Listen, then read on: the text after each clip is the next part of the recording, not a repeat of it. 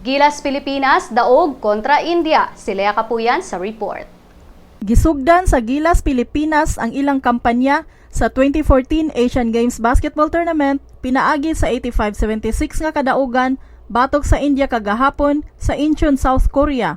Gipanguluhan nila ni naturalized Marcus Douthit ug sharpshooter Jeff Chan ang kadaugan sa Gilas pinaagi sa ilang 14 puntos matag usa. Gidagkutan ni L.A. Tenorio ang sayong pagsutoy sa opensa sa Gilas pinaagi sa iyang back-to-back 3-pointers.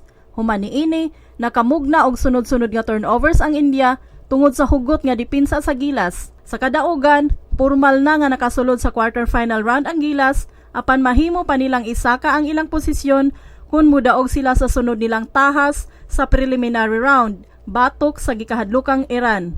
Kini si Lea Kapuyan alang sa Sunstar Pilipinas.